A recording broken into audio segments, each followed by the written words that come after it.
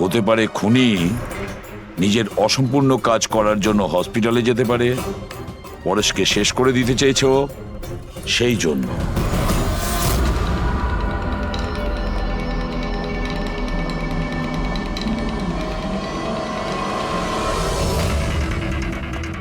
Doctor, আপনি কি এই লোকটাকে দেখেছেন? না।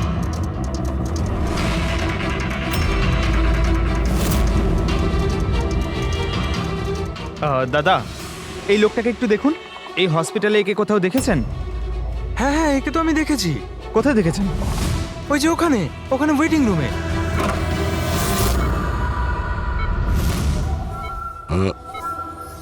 এখানে কেউ এসেছিল নাকি? না স্যার, এখানে কেউ আসেনি।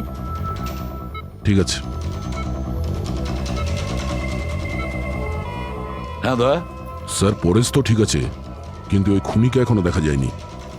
কোথাও নিশ্চয়ই লুকিয়ে আছে দয়া, সঠিক সময়ের অপেক্ষা করছে। স্যার, হ্যাঁ, ওয়েটিং রুমে চেক করেছি স্যার, ওখানে কেউ নেই। ও তো এখানেই আছে, কিন্তু কোথায় কোথায় লুকিয়ে বসে আছে?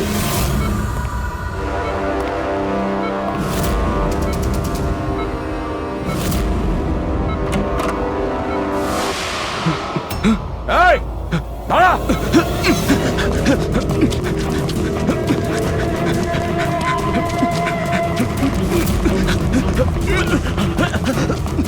এই সরে যাও।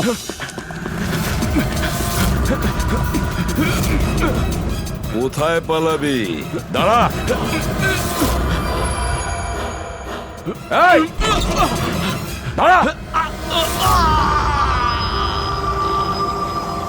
মাই গড! হ্যাঁ ভাই, কি পেলে? স্যার, এই দুটো সাইট ডিলিট করে দেওয়া হয়েছে। এগুলো আর অপারেশনাল নেই। মানে অপরাধী প্রমাণ লোপাট করে দিয়েছে? হ্যাঁ স্যার, কিন্তু স্যার কিছু ইন্টারেস্টিং ফ্যাক্টস আমি আপনাকে বলতে পারি। কি? এটা দেখুন স্যার, এই আইপি অ্যাড্রেস থেকে, এই কম্পিউটার থেকে সেই একই রকমের আরও 6টা অনলাইন সাপোর্ট গ্রুপ তৈরি করা হয়েছে। তো লোকেদের ফাঁসানোর জন্য এরকম অনেক গ্রুপ বানানো হয়েছে? হ্যাঁ স্যার, আর স্যার গ্রুপ ডিটেলসগুলো আমি চেক করে নিচ্ছি। মানে স্যার, পরেশ আর শিপ্রা ছাড়া আরো অনেক মানুষ আছে যাদেরকে এরা ফাঁসিয়েছে। কিন্তু স্যার, উদ্দেশ্য কি হবে এই ধরনের সাইট বানিয়ে মানুষকে টার্গেট করার? ওই কেমিক্যাল রিলেটেড কিছু হবে। আচ্ছা, রেজিস্টারে কিছু পেলে তুমি? হ্যাঁ স্যার, গত 3 মাসে 85 জন এই কম্পিউটার ব্যবহার করেছে। সবার ডিটেলস চেক করতে হবে। ঠিক আছে। স্যার এটা দেখুন, 6টার মধ্যে 5টা গ্রুপ ডিলিট করে দেওয়া হয়েছে, কিন্তু এখনো একটা সাপোর্ট গ্রুপ অ্যাক্টিভ রয়েছে, আর এখনো ওটা অপারেটেড হচ্ছে। Enhancing the life of lonely people, মানে এটা পরিষ্কার। গ্রুপ বানানো হয়, একাকিত্বে থাকা লোকেদের ফাঁসানো হয়, আর গ্রুপটাও ডিলিট। তাহলে ওরা আরো একটা শিকার খুঁজছে। একটা কাজ করা যাক পুরো। কিছু জানতে পারলে এই লোকটা সম্পর্কে? এখনো পর্যন্ত কিছু না। ওয়ালেট ছাড়া এর কাছে আর কিচ্ছু পাওয়া যায়নি, মোবাইল ফোনও নয়। তার মানে আমাদের কাছে কোনো প্রমাণ নেই? না দয়া, যতটা সোজা ভাবছো ততটা নয়। অনেক বড় ষড়যন্ত্র আছে এর পেছনে, অনেকগুলো লোক এতে ইনভলভ আছে। এ তো স্যার এই খেলার বোরে মনে হচ্ছে, তাও ভাড়া করা। আর এই কেসের মাস্টারমাইন্ড এখনো বাইরে ঘুরছে, নতুন শিকারের খোঁজে ঘুরছে। খুব তাড়াতাড়ি খুঁজতে হবে স্যার একে। এসো পঙ্কজ, সাবধানে, আস্তে আস্তে। এসব কি শালুকে? কেন? স্যার, আপনি এ কি খেলা খেলছেন পঙ্কজের সঙ্গে? না না, এটা কোনো খেলা নয়। আমি প্রথমেই বলেছিলাম না, এই কেসটা খুবই জটিল, খুবই কমপ্লিকেটেড। মনে আছে তো? আমি বলেছিলাম যে পরেশের আর ওই মহিলার মস্তিষ্কে একটা অদ্ভুত ধরনের কেমিক্যাল পাওয়া গেছে। হ্যাঁ, আমি ওই কেমিক্যালটাকে টেস্ট করে দেখেছি, আর সেটা পঙ্কজের শরীরে ইনজেক্ট করে দিয়েছি। হোয়াট? আরে তুমি পাগল হয়ে গেছো শালুকে? ওর যদি কিছু হয়ে যায়? আরে কিচ্ছু হবে না ভাই, বিলিভ মি, আমি পাগল নাকি?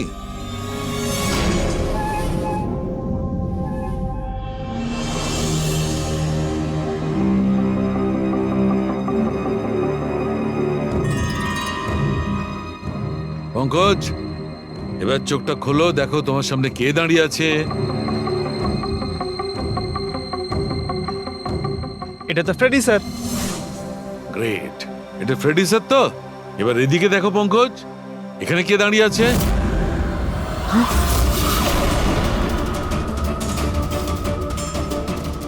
এটা কি করে হতে পারে? হ্যাঁ? এটাও ফ্রেডি স্যার, এখানেও ফ্রেডি স্যার। তার মানে সালুখে পরেশ আর শিপ্রার সঙ্গেও এরকমই হয়েছে। স্যার বন্ধ করো। এতগুলো ফ্রেডি স্যার। পটিটা লাগিয়ে নাও, ভালো করে চোখটা বেঁধে নাও। দেখলে তো, এটাকেই ফেবলিক সিমটম বলে। এই সিমটমে মানুষের একই চেহারা সব জায়গায় সে দেখতে পায়। সেই মানুষটার চেহারা যাকে হয়তো সে সবচেয়ে বেশি ঘৃণা করে, অথবা যাকে সে সবচেয়ে ভয় পায়। পঙ্কজ, তুই আমার উপরে এত রেগে আছিস ভাই? আরে স্যার, আপনার ওপর রাগ কেন করতে যাব? আপনাকে তো আমি ভয় পাই। পঙ্কজকে আমি ওই কেমিক্যালটার একটুখানি ডোজ দিয়েছি, সেই জন্য এর ওপর অতটা প্রভাব বিস্তার করেনি যেমন ওদের ওপর করেছিল। পরেশ আর শিপ্রাকে এত বেশি ডোজ দেওয়া হয়েছিল যে ওদের মস্তিষ্কে গভীর প্রভাব পড়েছিল আর সাইকোসিস লেভেলে পৌঁছে গেছিল। এই জন্য ওরা এমন রিয়াক্ট করছিল যেন সামনে ভূত দাঁড়িয়ে আছে। তার মানে হলো যে আস্তে আস্তে পরেশের মাথা থেকে এই কেমিক্যালের প্রভাব যখন কমতে থাকবে তখনও নর্মাল হয়ে যাবে আর আমরা অপরাধীকে ধরার রাস্তা পেয়ে যাব। হতে পারে, কিন্তু নিশ্চিত বলা যাবে না। আর হ্যাঁ, আমি এটাও বলতে পারবো না যে এই কেমিক্যালটার প্রভাব কাটতে কতটা দেরি হবে।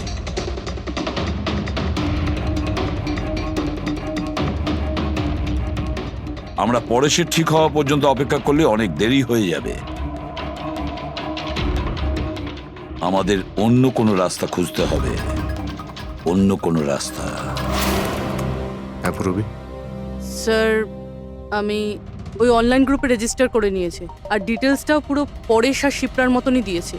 নো ফ্রেন্ডস, নো ফ্যামিলি, একদম একা। ওরা এরকমই লোক খুঁজছে। এই এটা হলো তোমার ট্র্যাকার। এটা থেকে জানতে পারবো তোমার মুভমেন্টের ব্যাপারে, আর এটা তোমার ক্যামেরা। আমাদের কাছে এই ওয়ালেটটা আছে স্যার, ওই লোকটাকে চেনার আর ওর আসল রূপ জানার জন্য। আর কিছু জিনিস পাওয়া গেছে। পেট্রোল পাম্পের বিল, এটা হোটেলের ম্যাচ বক্স, আর এটা কিনা ম্যাচ বক্স। এই নাম্বারটা কিসের? সেলফোনের মনে হচ্ছে। স্যার আমি এই পেট্রোল পাম্পে গেছিলাম, ওখান থেকে জানতে পারলাম যে এই লোকটা মাসে 2 বার এখানে আসে। আর সিসিটিভি ফুটেজে আমি দেখলাম যে ওই লোকটা বাইকে প্রত্যেকবার নতুন নতুন নাম্বার প্লেট লাগিয়ে আসে। আচ্ছা, হ্যাঁ, আর পেমেন্ট ক্যাশে করে। আর স্যার, এই ম্যাচ বক্সটা যেই হোটেলের, সেখানেও আমরা জিজ্ঞাসাবাদ করেছি। ওই লোকটা মাসে প্রায় 5-6 বার ওখানে খাবার খেতে যায়, আর পেমেন্টও করে একেবারে ক্যাশে। স্যার এই নাম্বারের ব্যাপারে আপনি জিজ্ঞেস করছিলেন, বারে একটা মেয়ে আছে, ওখানেই কাজ করে। ও বলছিল যে লোকটার নাম নাকি অশোক, আর 1-2 বার ওনার সঙ্গে দেখা হয়েছে, তারপরে কোনোদিন দেখা হয়নি। তার মানে আমাদের কাছে এই অশোকের ব্যাপারে শুধু এই ইনফরমেশনটুকু আছে। একটা কাজ করি, এই যে যত লোকেশন আছে না, পেট্রোল পাম্প, বার আর এই হোটেলস, দেখি কোনটা কোথায়। একটু ম্যাপটা দেখাও।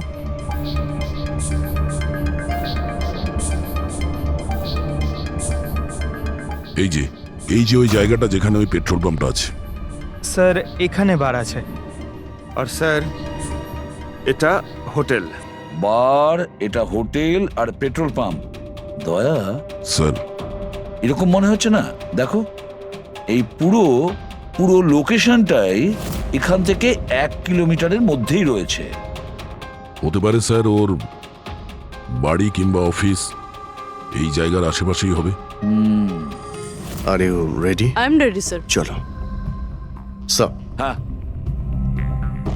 স্যার আমি রেডি। বাহ, দারুণ গেট আপ করেছো তো।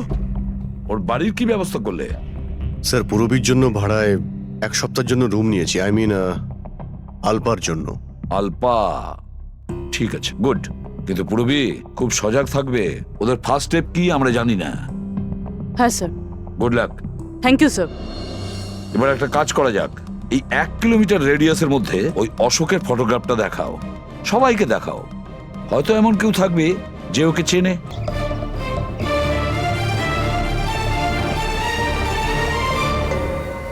পুরবী হ্যাঁ স্যার। খুব সজাগ থাকবে। এখানে তো সব ঠিক আছে।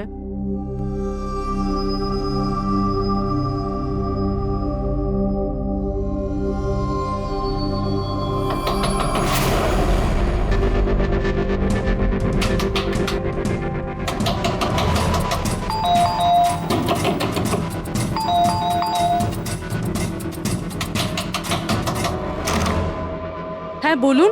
ওই আমার পেছনে না কিছু গুন্ডা লেগেছে, আমি ভেতরে আসতে পারি প্লিজ? 1 মিনিট। হ্যাঁ,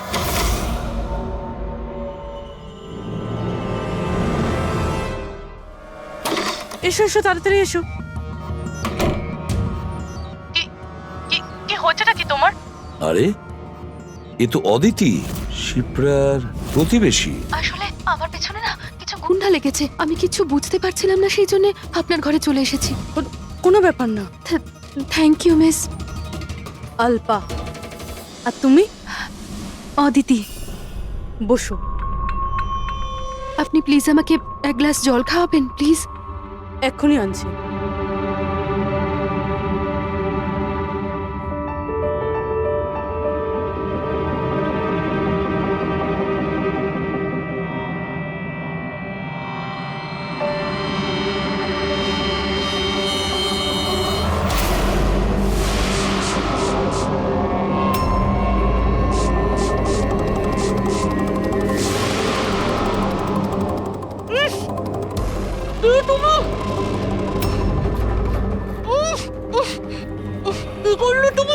চিন্তা করিস না, বাজে কিছু দিইনি, বেশি কষ্ট দেব না আমি তোকে।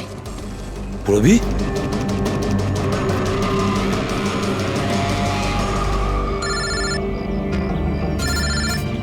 হ্যাঁ স্যার। কি শিপ্রার প্রতিবেশী অদিতি? স্যার আমি এক্ষুনি ওখানে যাচ্ছি। না স্যার, অশোকের ব্যাপারে এখনো জানতে পারিনি। Yes sir. সবকিছুই তো প্ল্যান অনুযায়ী চলছে। এবার দেখবো অদিতি পুরবীকে কোথায় নিয়ে যাচ্ছে। আরে এ কি দেখছি, ট্র্যাকার এক জায়গায় আছে, মুভ করছে না। এটা আবার হয়নি তো যে ওরা ট্র্যাকারের ব্যাপারে জানতে পেরে গেছে, বের করে ফেলে দিয়েছে? মাই গড, এবার আমরা পৌঁছবো কি করে এদের কাছে?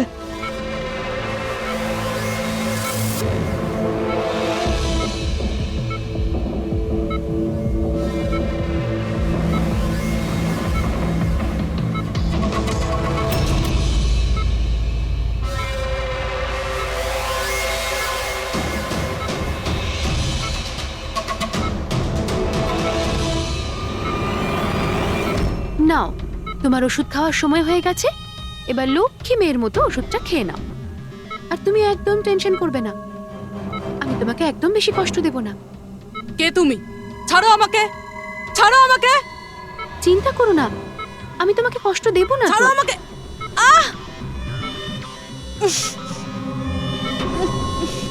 আমি তোমাকে বারণ করেছিলাম না? কিছুদিনের জন্য নতুন লোকেদের আনতে বারণ করেছিলাম।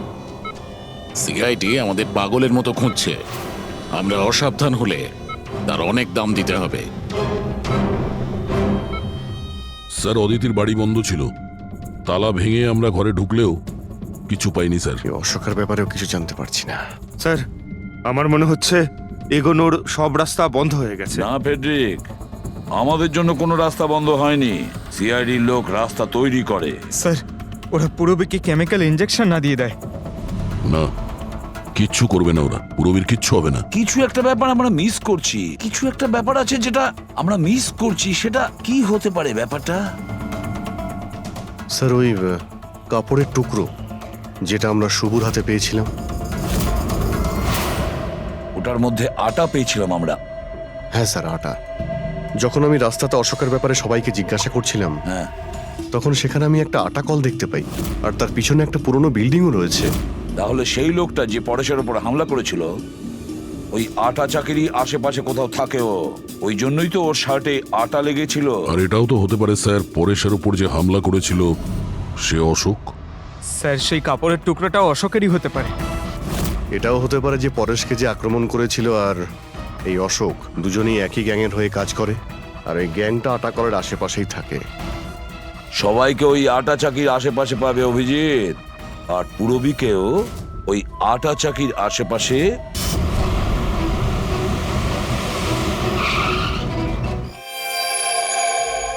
কেউ নিজের জায়গা থেকে নড়বে না, কেউ না। পুরবী কোথায়? অদিতি, পুরবী কোথায়?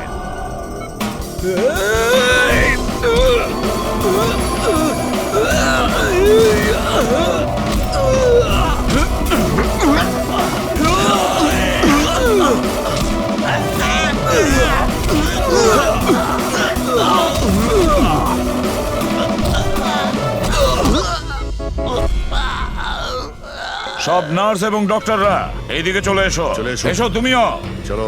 তাড়াতাড়ি। ডক্টর অদিতি, পুরবি কোথায়? পুরবি কোথায়?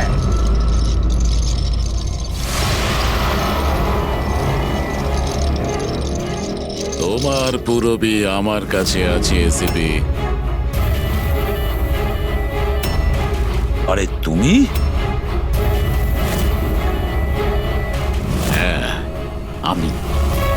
যাকে তোমরা এদিক ওদিক খুঁজছিলে না, সে তোমাদের সঙ্গেই ছিল। আমাকে দেখে এখন আফসোস হচ্ছে তো? আমি জানতাম সিআইডি কোনো কাজ ফেলে রাখে না, তাই আমি আমার প্রতিটা পদক্ষেপ ভেবে চিন্তে নিয়েছি। কিন্তু এই অদিতির বোকামির জন্য সবকিছু গোলমাল হয়ে গেল।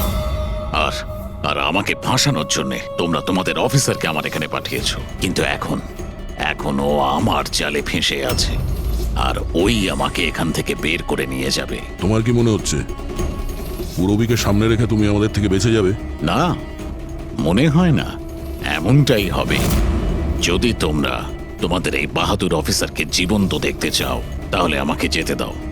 না হলে আমি এই কেমিক্যাল ওর ভেতরে ইনজেক্ট করে দেব, আর তারপরে কি হবে তোমরা সবাই জানো। এসব তুমি কেন করছো? হ্যাঁ, আমার ছেলে রবির জন্য। নিজের ছেলের জন্য? হ্যাঁ, আমার ছেলের পার্কিনসন নামের রোগ আছে। আমি আমার কেমিক্যাল দিয়ে ওই রোগের ওষুধ খুঁজছি। আর আমি যে ফার্মা কোম্পানিতে কাজ করি, তারা মানুষের উপর প্রয়োগ করতে দিচ্ছে না।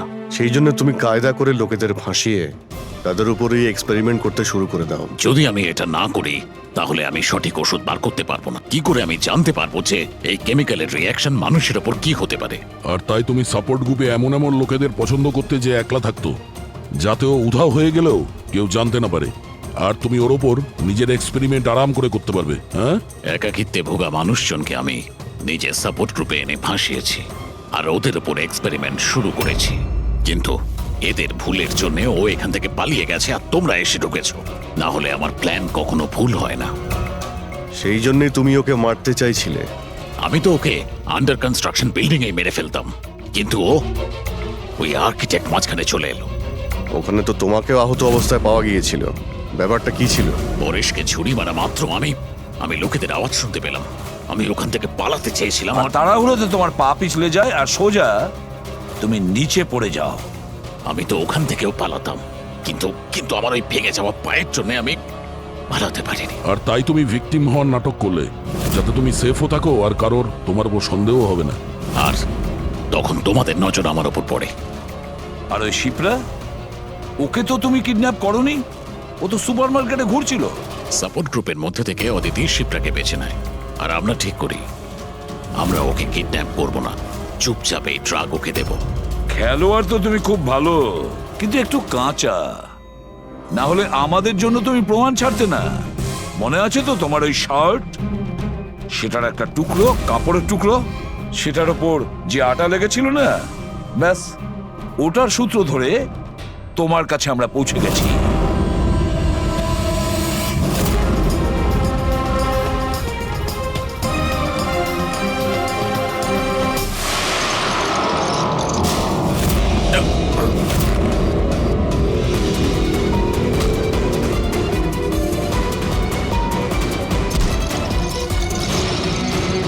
রবি,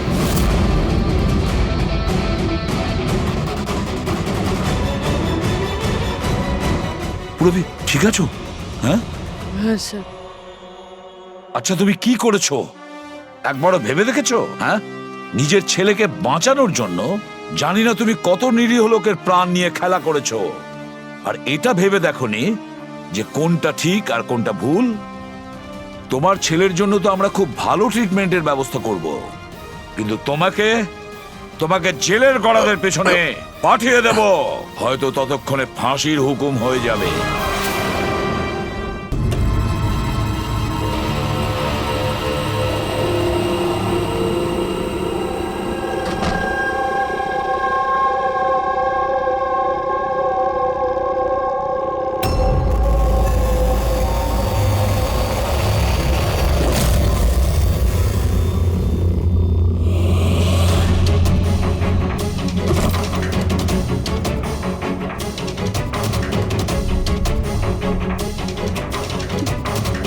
বকুলের সাথে আজকে আমাকে কথা বলতেই হবে, তাতে যা খুশি হয়ে যাক, বকুলের সাথে কথা বলতেই হবে।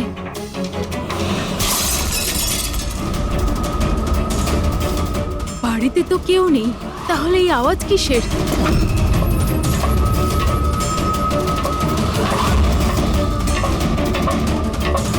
কীর্তি, বকুল, কেউ কিছু বলছে না কেন? কীর্তি ভাই, কীর্তি,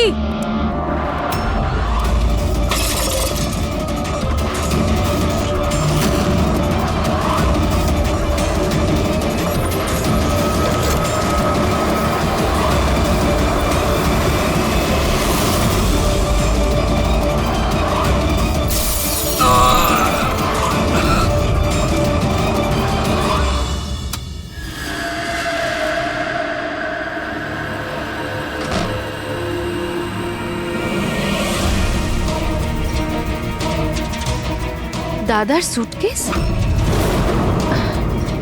দাদা ব্যাঙ্গালোর যায়নি বুঝি?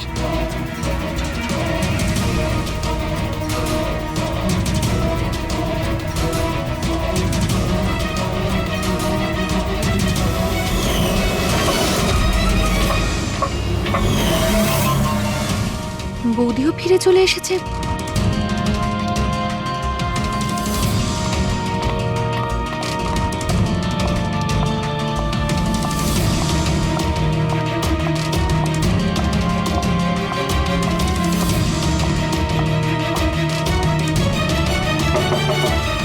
দাদা, বকুলদা, দাদা তুই ব্যাঙ্গালোর যাসনি? বৌদি,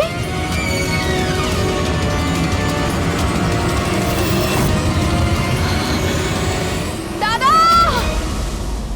দেখো কীর্তি, এটা খুনের ব্যাপার, আরো একবার ভেবে নাও। তুমি যে কথাগুলো বলছো সেগুলো সত্যি?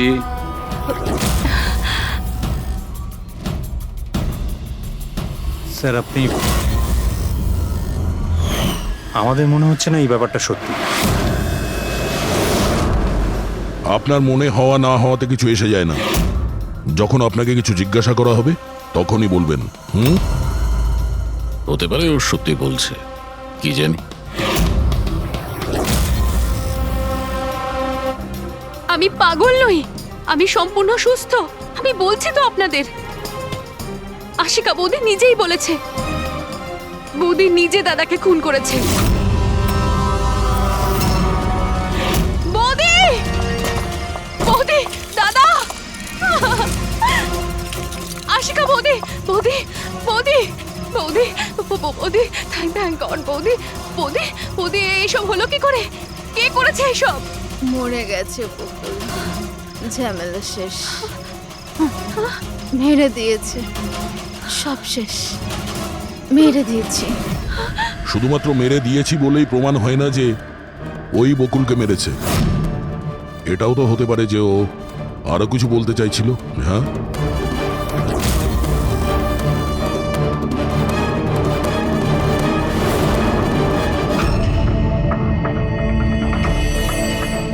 একটা কথা বলো, বকুল যখন খুন হয় তখন তোমরা সবাই কোথায় ছিলে? কোথায় ছিলে তোমরা? আমি আর নিতিন তো এক বন্ধুর বিয়েতে খান্ডালা গিয়েছিলাম। কীর্তির ফোন এলো আর আমরা তাড়াতাড়ি চলে এলাম। আমার বিজনেস মিটিং ছিল হোটেল কিটসে, ওখানে একজন ক্লায়েন্টের সঙ্গে ডিনার ছিল। নিতিনের ফোন পাওয়া মাত্র আমি এখানে চলে আসি। আর আপনি কীর্তি, আপনি কোথায় ছিলেন? আমি তো বাইরে গেছিলাম। কীর্তি বাইরে গিয়েছিল, কাকাবাবু ক্লায়েন্টের সঙ্গে মিটিং এ ব্যস্ত ছিলেন, আর আপনারা দুজন খান্ডালা গিয়েছিলেন। আর সেই সময় বকুল আর আশিকা বাড়িতে একাই ছিল, তাই তো? বকুলদারও তো ব্যাঙ্গালোর যাওয়ার কথা হয়েছিল, দাদার 11টার ফ্লাইট ছিল, আর আশিকা বৌদি তো পার্টিতে গেছিল। আপনারা কেউ বাড়িতে ছিলেন না, তাহলে ব্যাঙ্গালোর যেতে গিয়ে বকুল ফিরে এলো কেন? আর এই আশিকা ও পার্টি থেকে ফিরে এলো কেন? সেটা আপনি গিয়ে আশিকা বৌদিকে জিজ্ঞাসা করুন না যে বৌদি এত তাড়াতাড়ি কি করে ফিরে এসেছিল। বৌদি তো এটা বলে গেছিল যে বৌদি সকালে ফিরে আসবে। ওটা তো আমরা ওনাকে জিজ্ঞাসা করবই। এবার আপনি বলুন যে আপনি কোথায় ছিলেন তখন? আমার মা তো ব্যান্ড্রায় থাকে। আমার মায়ের হঠাৎ ফুড পয়জনিং হয়েছিল, আমি তো মায়ের কাছে ছিলাম আর ওখান থেকে ফিরেছিলাম আমি। বাহ দয়া, প্রতিটা কথা এক্সপ্লেনেশন আছে। যে বকুলের খুনের সময় আমি ওখানে ছিলাম, এখানে ছিলাম, আমি ওখানে গিয়েছিলাম, সবকিছুর ব্যাপারে এক্সপ্লেনেশন আছে। কিন্তু সবাই মন দিয়ে শুনুন একটা কথা, যে সিআইডির কাছে কোনো সত্যি বেশিক্ষণ গোপন রাখা যায় না, সেটা সামনে আসবেই।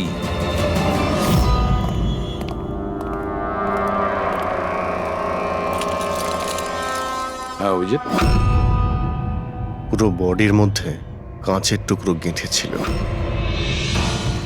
আর হ্যাঁ স্যার, টেস্ট করেও দেখেছি স্যার, এখানে যে রক্তটা আছে সেটার কোথাও নেই স্যার। একটা কাজ করো, বাড়িটাকে খুব ভালো করে তল্লাশি করো, দেখো কিছু না কিছু প্রমাণ নিশ্চয়ই পাবে, তাই না?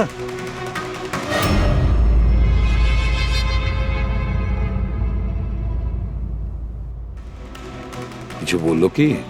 স্যার, ওর বক্তব্য ওর কিছুই মনে নেই। কিছু মনে নেই? আশিকা, তোমার কি মনে পড়ছে তুমি কীর্তিকে জ্ঞান হারানোর আগে কিছু বলেছিলে? মনে করো।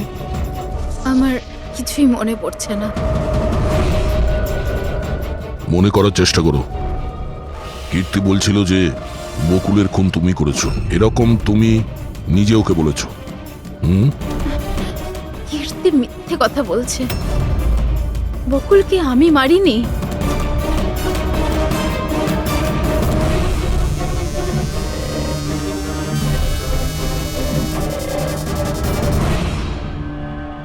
স্যার, এ আবার স্মৃতিশক্তি চলে যাওয়ার অ্যাক্টিং করছে না তো? হতে পারে, কারণ বকুল এখানে রক্তাক্ত অবস্থায় পড়ে রয়েছে আর ওর মাথায় সামান্য একটু আঘাত, ব্যাস অজ্ঞান হলো কি করে? সেটাই তো, এর থেকে সত্যিটা বের করতে হবে। কি করে করবেন স্যার?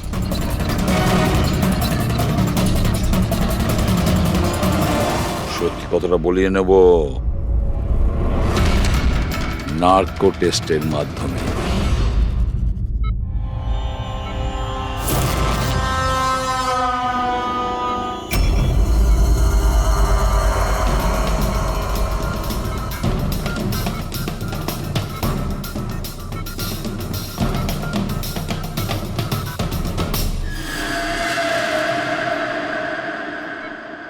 এপ্রিল রাতে যখন পার্টি থেকে বাড়িতে ফেরেন, কি হয়েছিল?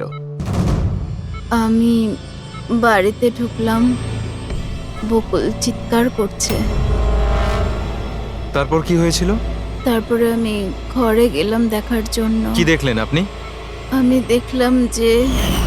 গিয়ে দেখলাম যে বকুল ওখানে দাঁড়িয়ে আছে, ওর পিঠ থেকে রক্ত বেরোচ্ছে, আর আমি ওখানে একটা মেয়ের লাশ পড়ে আছে সেটা দেখতে পাই। আমি খুব রেগে গেছিলাম আর আমি ওখানে পড়ে থাকা একটা কাঁচের টুকরোকে উঠিয়ে নিলাম।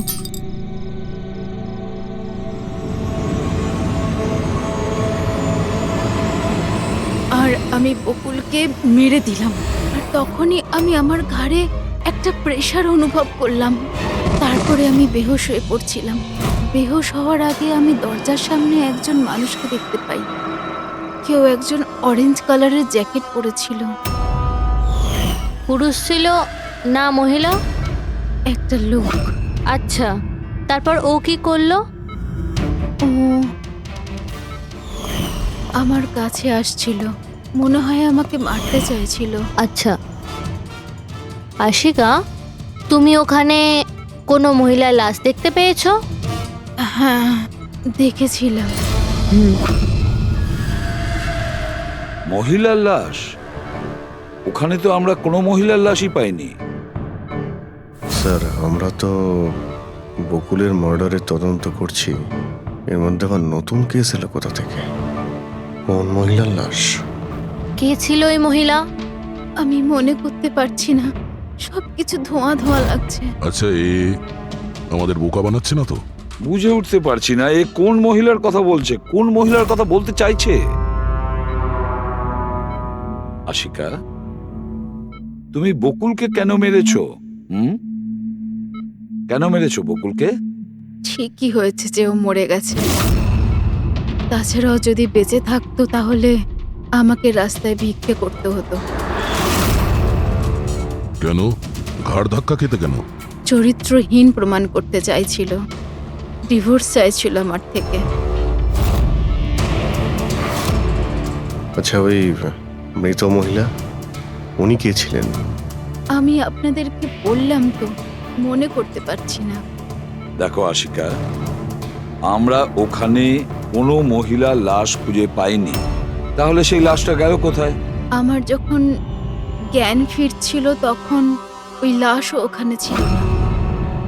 আর ওই যে ফ্লোরেসেন্ট অরেঞ্জ কালারের জ্যাকেট পরা লোকটা? ওটা খুবই অস্পষ্ট আমার কাছে, ওই দরজাতেই দাঁড়িয়েছিল।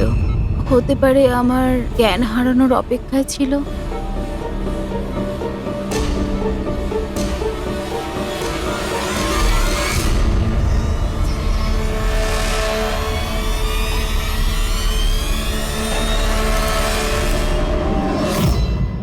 এখন আশিকা ওটাই বলছে যেটা ওর মনে হচ্ছে, কিন্তু টেস্টে আশিকা সবটা সত্যি বলেছে।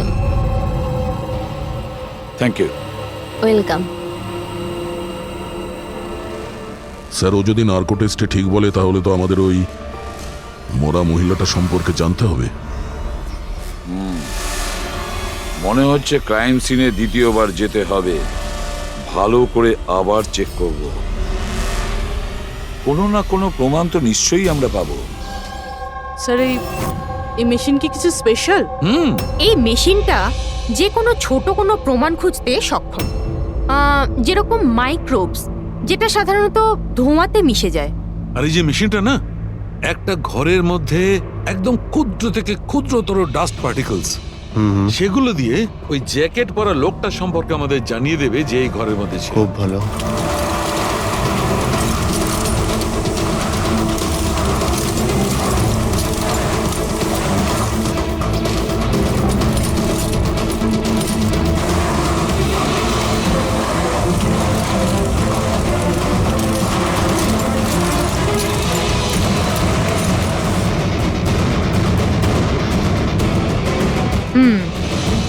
এই দেখুন,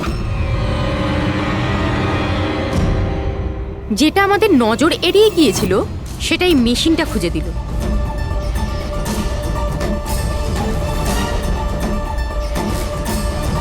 এটা তো মনে হচ্ছে কারণ তাও আবার নেল পেন্ট লাগানো, ডেফিনেটলি কোনো মহিলারই। কিন্তু স্যার এখানে কিভাবে? হয়তো দৌড়োদৌড়ি, হাতাহাতিতে কোনো জিনিসের সঙ্গে ধাক্কা লাগে আর নখটা পড়ে যায়। বাড়ির সবাইকে চেক করো তো, ওদের কারণ হয়তো।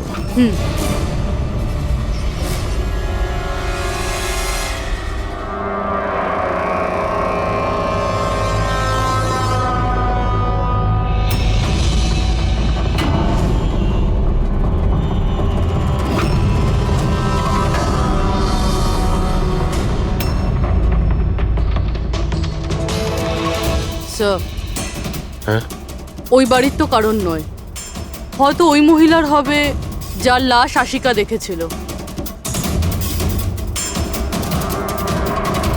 তাই তো মনে হচ্ছে।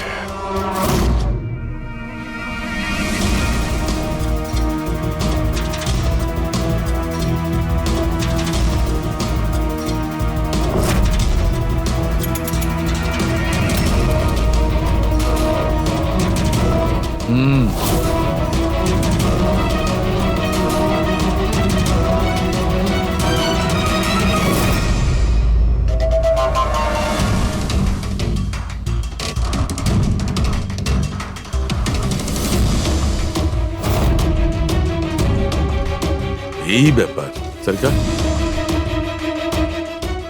রাইট। জানতে পেরেছো এই নখ থেকে এটা কার?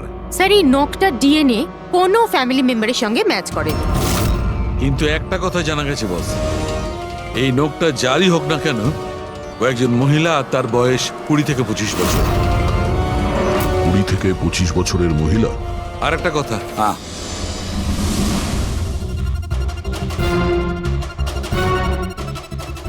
এই যে ছোট্ট ছোট্ট সাদা টুকরোগুলো দেখতে পাচ্ছ, এটা এটা বলতে পারো যে হাই পার্সেন্টেজ অফ নখ থেকে পেয়েছি। এই মেয়েটা ড্রাগ অ্যাডিক্ট ছিল? হ্যাঁ, এটা ওদের পরিবারের কারণ নয়, বাইরের কারণ। স্যার তার মানে যদি কেউ বাইরে থেকে আসে তাহলে কোনো গাড়ি, অটো বা ট্যাক্সি করেই নিশ্চয়ই আসবে। হ্যাঁ, খোঁজ নিয়ে দেখতে হবে রিক্সাওয়ালা, ট্যাক্সিওয়ালা বা ওদের মতো কেউ ওই মহিলাকে বাড়িতে ছেড়ে দিয়ে এসেছিল কিনা। স্যার ওই আশিকা বলছিল কোনো সাফাই কর্মী অরেঞ্জ কালারের জ্যাকেট পরেছিল ওখানে। বেহুশ হওয়ার আগে আমি দরজার সামনে একজন মানুষকে দেখতে পাই, কেউ একজন অরেঞ্জ কালারের জ্যাকেট পরেছিল। ও কে, কোথা থেকে এসেছিল, কোথায় উধাও হয়ে গেল, ওর ব্যাপারে খোঁজ নিতে হবে। স্যার যত ড্রাগ পেডলার্স আছে ওদের কাছে জানতে হবে যে কত মহিলা এই হাই ডোজের ড্রাগস নেয়। অভিজিৎ, একটা কাজ করো, রিক্সাওয়ালা আর ট্যাক্সিওয়ালার কাছে খোঁজ নাও যে ওনাকে বাড়িতে ছেড়ে দিয়ে এসেছিল কিনা, আর মিসিং পার্সনস রিপোর্ট চেক করো। স্যার শহরে যতগুলো ড্রাগ পেডলার আছে না, সবার কাছে গিয়ে খোঁজ নাও, দেখো ওরা এমন কোনো মহিলাকে চেনে কিনা যে হাই কোয়ালিটির ড্রাগ ব্যবহার করে। আর আমরা গিয়ে ওদের বাড়ির লোকের সঙ্গে কথা বলি, দেখা যাক ওরা কোথায় যায়, কি করে ওই ঘটনার সময়।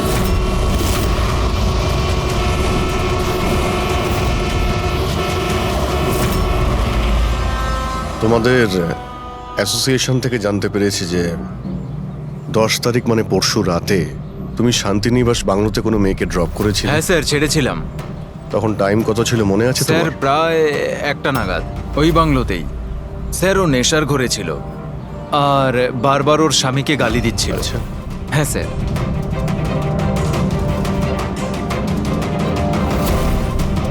ওই মেয়েটা কি এ ছিল? হ্যাঁ স্যার, এই মেয়েটা ছিল। ওখানে বাংলোর আশেপাশে কোনো গন্ডগোল হয়েছিল কি? না স্যার, গন্ডগোল তো কিছু মনে হয়নি, সবকিছু নর্মালি ছিল। আর একটা গাড়ি দাঁড়িয়ে ছিল, একটা বাইক আর একটা গার্বেজ ভ্যানও ছিল। Garbage van? হ্যাঁ sir. Sir sir sir sir sir sir আমিও পরশুদিন একজন মেয়েকে শান্তিনিবাস বাংলোর কাছে নামিয়েছিলাম। কটার সময়? স্যার সম্ভবত 12:30 নাগাদ। আর তুমি একটা সময় নামিয়েছিলে? হ্যাঁ স্যার।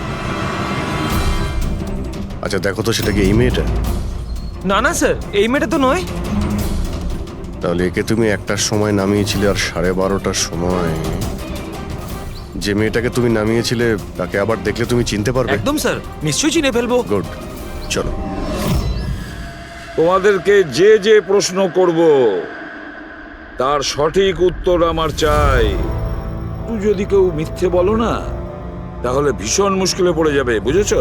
স্যার মিথ্যে কথা বলে কেন নিজেদেরকে বিপদে ফেলবো? হ্যাঁ তাহলে বলো, যেদিন বকুল খুন হয়েছিল সেদিন কি চেতন তোমার হোটেলে ছিল? হ্যাঁ স্যার, উনি হোটেলেই ছিলেন আর উনি সব সময় ক্লায়েন্টের সাথেই ছিলেন। উনি ক্লায়েন্টের সাথে ডিনারও করেছেন। আচ্ছা ঠিক আছে, তোমাদের ক্লায়েন্টদের ডিটেলস চাই আমার, আর সেদিনের সিসিটিভি ফুটেজও। শিনা, কীর্তির মায়ের ফুড পয়জনিং কেন হয়েছিল? খাবারে কি মিশিয়েছিলে? আমি কিচ্ছু মেশাইনি, আন্টি তো বাইরে গেছিলেন।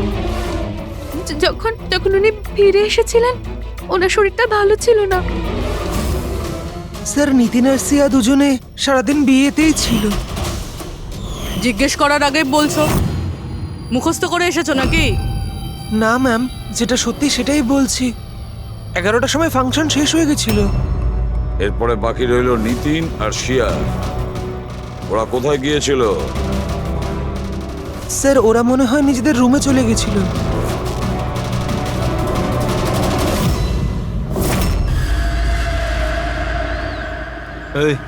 এই মাল কোথায় পাওয়া যাবে?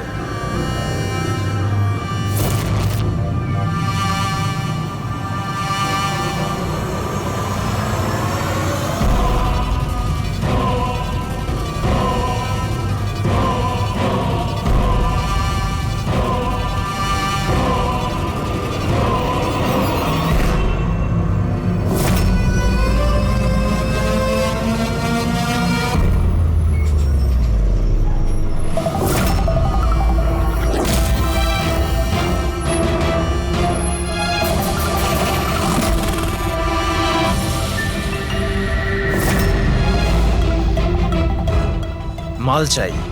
পেয়ে যাবি। কতটা চাই?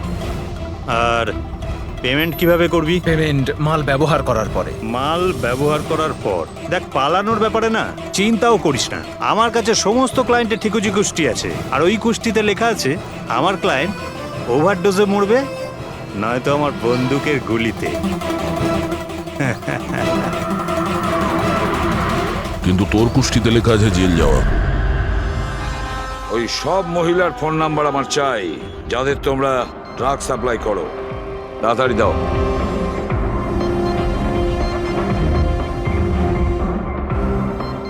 পুরবি, দেখো তো একটু কল করে এই সব নম্বরে। দেখো কেউ আবার উধাও হয়ে যায়নি তো।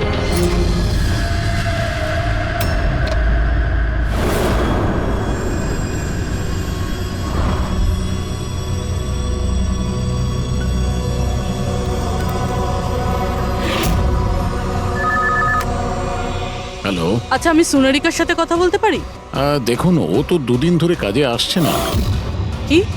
এ নিয়ে তো আমাদেরও চিন্তা হচ্ছে। দুদিন ধরে? ঠিক আছে, থ্যাংক ইউ স্যার। হ্যাঁ স্যার, ডায়েরিতে যে ছবিগুলো ছিল ওর মধ্যে থেকে এই মেয়েটা নিখোঁজ। এই মেয়েটার নাম সোনারিকা, আর এই একটা বারে কাজ করে। ও, দুদিন কাজে যায়নি। একে দেখে বলো তো, এ কি তোমার ক্লায়েন্ট ছিল? হ্যাঁ স্যার। তুমি কি এই মেয়েটাকে নামিয়েছিলে?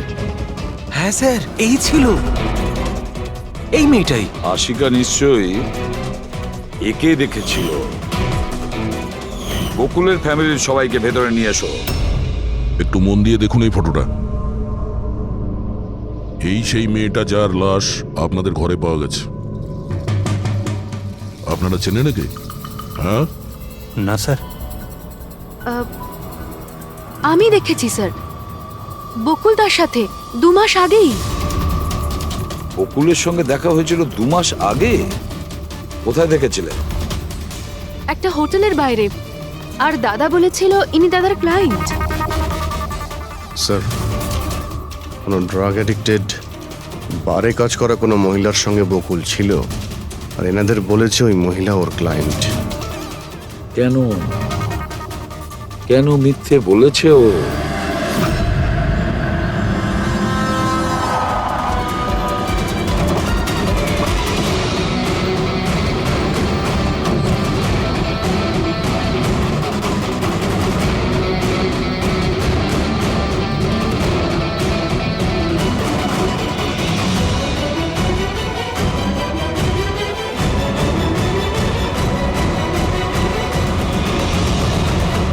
আচ্ছা, সোনারিকা এখানেই কাজ করতো না? আগে হ্যাঁ, এখানেই কাজ করতো।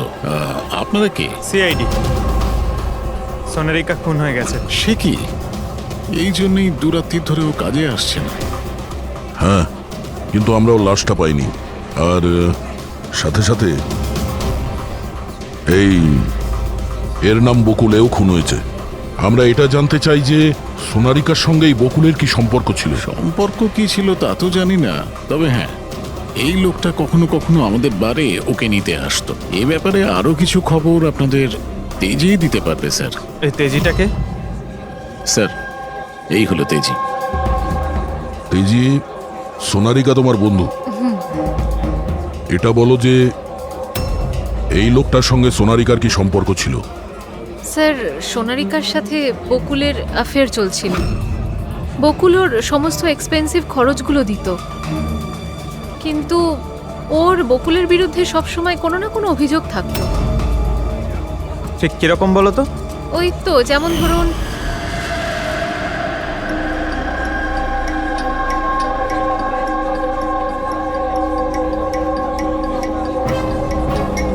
সোনারিকা, কি হয়েছে? আমি বকুলের সাথে এই সম্পর্কটা আর কন্টিনিউ করতে পারবো না। কিন্তু কেন, কি হয়েছে? না এই সম্পর্কটা রেখে আমি কোনো টাকা পয়সা পাচ্ছি না, ওই বকুল নিজের বউকে ডিভোর্স দিচ্ছে। কিছু একটা করতেই হবে। কি করবি তুই? ব্ল্যাকমেল। কি? আমি ওকে ব্ল্যাকমেল করব যে আমাকে এই নাটকটা করতে বাধ্য করেছে। তাহলে কেউ সোনারিকাকে টাকা দিচ্ছিল বকুলের সাথে ভালোবাসার নাটক করার জন্য। মাস্টারমাইন্ড তাহলে অন্য কেউ? হ্যাঁ, আর ওই মাস্টার মাইন্ডই প্ল্যান করে এই সোনারিকা আর বকুলকে মেরে দিয়েছে। কিন্তু আশিকার ওখানে আসা প্ল্যানের মধ্যে ছিল না। বুঝে উঠতে পারছি না যে এই বকুল নিজের ফ্লাইট ছেড়ে বাড়ি কেন ফিরে আসলো। আর স্যার, খুনি যদি বকুলের গার্লফ্রেন্ডকে মারতেই চেয়েছিল তাহলে অন্য কোথাও মারতে পারতো, ওই বাড়িতেই কেন মারতে গেল? হতে পারে খুনি প্রথম থেকেই জানতো যে বকুলের বাড়িতে কেউ নেই, সেই কারণে ও মিথ্যে কথা বলে সোনারিকাকে ওখানে ডেকেছে, আর সেই সময় বকুল আর আশিকা ওখানে পৌঁছে গেছে। এটা হতে পারে, কিন্তু স্যার লাশটাকে ঘরের বাইরে কোথায় নিয়ে যেতে পারে আর কিভাবে? কারণ বকুলের বাড়ির সমস্ত গাড়ি তো আগে থেকেই বাইরে ছিল। উনি যদি চাইতো তাহলে লাশটাকে টুকরো করে ওর সুটকেসে নিয়ে যেতে পারতো, বা লাশটাকে টুকরো করে প্লাস্টিকে ভরে ডাস্টবিনেও ফেলে দিতে পারতো। ওই যে ডাস্টবিনগুলো আছে না বাইরে। হ্যাঁ স্যার। একটা গাড়ি দাঁড়িয়ে ছিল, একটা বাইক, একটা গার্বেজ ভ্যানও ছিল। কি রাত্রি 1টার সময়? রাত্রি 1টার সময় বাংলোর বাইরে ময়লার গাড়ি দাঁড়িয়ে ছিল? তার মানে স্যার এই খুনটা প্ল্যান করা ছিল। খুনি গার্বেজ ভ্যান নিয়ে এসেছিল লাশটাকে সরিয়ে ফেলার জন্য। আর স্যার এই ফ্লুরোসেন্ট অরেঞ্জ কাপড় গার্বেজ ভ্যানের লোকেরাই তো পরে। স্যার, হ্যাঁ, চেতন যেই কোম্পানির বিজনেস ডিনারে গিয়েছিল এই নামে কোনো কোম্পানিই নেই। আমার বিজনেস মিটিং ছিল হোটেল কিডসে। আর কীর্তির মা বাইরের কিছুই খায়নি। আমার মা ব্যান্ড্রয় থাকেন। মায়ের হঠাৎ করে ফুড পয়জনিং হয়েছিল, আমি তাই মায়ের কাছে আবার একবার ফুড পয়জন হোক কেমন? ঠিক আছে, এটাও জানা দরকার যে যে রাতে বকুল আর ওই মেয়েটা খুন হয়েছে ওই রাতে খান্ডালা থেকে কোনো ট্যাক্সি বা প্রাইভেট কার বাংলোতে এসেছিল কিনা। সিনার কথা অনুযায়ী ওনার এই অবস্থা ঘরের খাবার খেয়ে হয়নি। হ্যাঁ, এটা সত্যি। মা ঘরের কোনো খাবার খায়নি, বরং মা তো আমাকে বলছিল যে মা ড্রাইভারের সাথে কোথাও বাইরে গেছিল আর কারে বসে কিছু ওষুধ খেয়েছিল। ওষুধ খেয়েছিল? হ্যাঁ, আমাদের ড্রাইভার অমনও তাই বলছিল। তোমাদের ড্রাইভার এখন কোথায়? স্যার, আমি সমস্ত ড্রাইভারদের নিয়ে এসেছি যারা গার্বেজ ভ্যান চালায়। আমরা একটা গার্বেজ ভ্যানের সন্ধান পেয়েছি যেটা মাঝরাতে রাস্তার মাঝখানে দাঁড়িয়েছিল, যাতে লাশ বয়ে নিয়ে যাওয়া হয়েছিল। ভ্যানের ব্যাপারে জানতে পেরে গিয়েছি। সার্ভেলেন্স ক্যামেরাতে আমরা সেটা পরিষ্কার দেখতে পেয়েছি। কেন?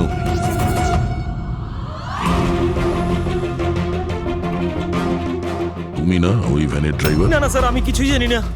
আমার ভাই নিয়ে গেছিল এই ভ্যানটাকে, আর এবারে ও সেটাকে কোথায় নিয়ে গেছিল, কেন নিয়ে গেছিল আমাকে কিছুই বলেনি ও স্যার। ফোন করো কে? হ্যাঁ স্যার।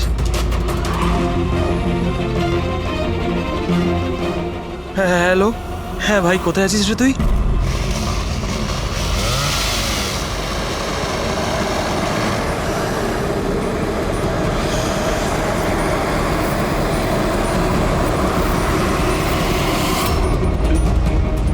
কি ভাই, কেমন আছেন?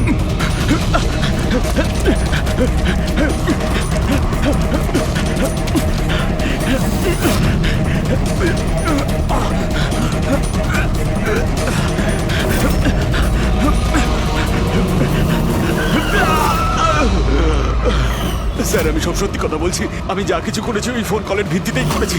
বকুল স্যারের বাংলো থেকে কল করেছিল। কে ফোন করেছিল বকুলের বাংলো থেকে? আমি তো তাকে কখনো দেখিনি, শুধু গলার স্বর শুনেছিলাম। মহিলা ছিল না পুরুষ? স্যার, কখনো কখনো মহিলার গলার স্বরে ফোন আসতো, আর কখনো পুরুষেরও। স্যার, সে যেই হোক না কেন সে বকুলের বাড়ির লোকই। কিন্তু তুই এগুলো করেছিস কেন? কেউ ফোনে কিছু বলে দিল তুই করে দিবি? হ্যাঁ স্যার, আমাকে লোভ দেখানো হয়েছিল যে আমার 5 লাখের দেনা শোধ করে দেওয়া হবে যদি ওনার কথা আমি শুনি। তো স্যার, আমি লোভে পড়ে গিয়েছিলাম স্যার। আমি কোনো খুন করিনি স্যার, আমি শুধু লাশটার একটা ব্যবস্থা করেছিলাম স্যার। লাশ কোথায়?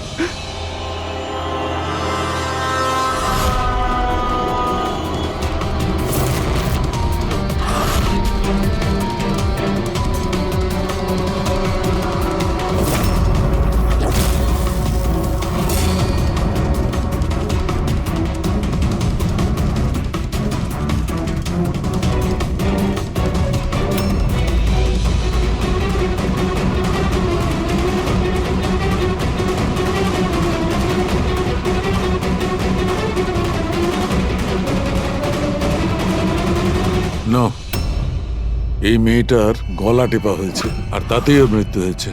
এই জন্য এর খুনের কোনো চিহ্ন খুঁজে পাওয়া যায়নি ক্রাইম সিন থেকে।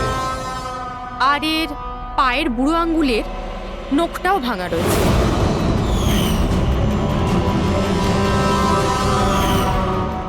আর ডক্টর এগুলো কি? এই যে হলুদ হলুদ দাগ। এটাই তো এই কেসের সবচেয়ে বড় সূত্র। চলুন সবাই দাঁড়িয়ে যান। দাঁড়ান।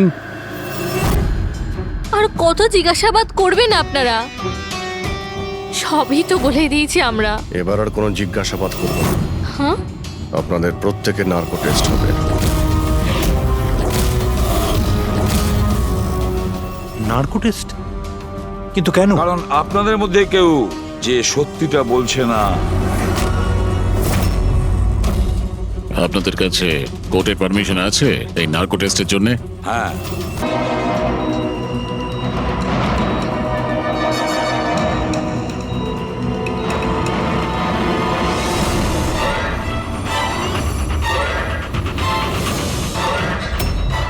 ঘুম আসছে।